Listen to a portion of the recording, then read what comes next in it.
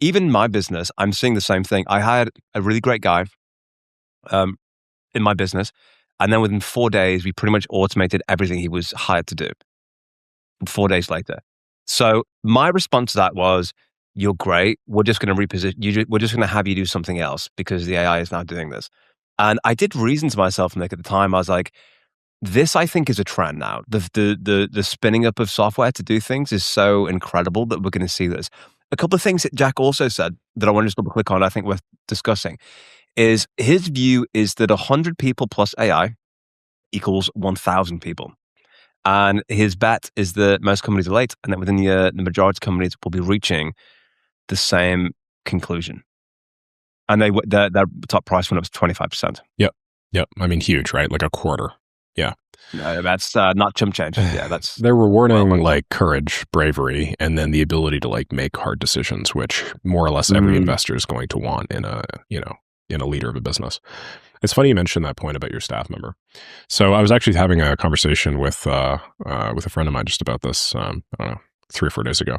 And it was all about how the optimal play now, if you're like a small to mid-sized business, maybe you do under like $15 or $20 million a year, is actually just not to hire employees at all. It's just to hire very skilled contractors for a lot of money, okay? Because they come with pre-existing knowledge, okay? And then you just siphon that pre-existing knowledge. This sort of thing has been around as a strategy for a while, but now you can literally just take all the SOPs of the work that they do and then feed that into an LLM, and then you can realistically get 80% of the way there.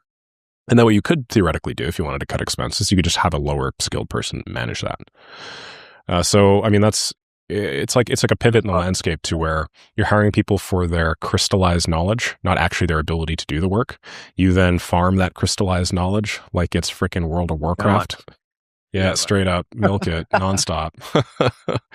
And then you build that into like a knowledge base in your business, and then just have agents run through that. This is, of course, assuming we're doing digital businesses, but I'm sure you can imagine similar things apply with physical ones as well. I think that's very astute. I think all you can buy now is time. Yeah, that's essentially it. We live in an era of knowledge abundance. I was talking about all the different tools we have.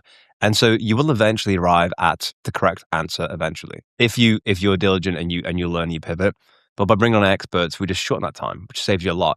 So we don't really need people for the executing anymore. I've also found, Nick, I never found this, but there's some things that I've hired people to do, but the feedback cycle is such that it's actually faster for me to do it with AI than it is to feedback, check the feedback, and come back and forth. And I'm finding that as like I can get more done in less time, there are some efficiency trade-offs that have moved from worth hiring over to self-execution, weirdly enough, building up the system. So that's something worth bearing in mind. And it's like you don't pay a plumber £80 an hour for banging on a pipe. You pay him to know because he knows where to bang.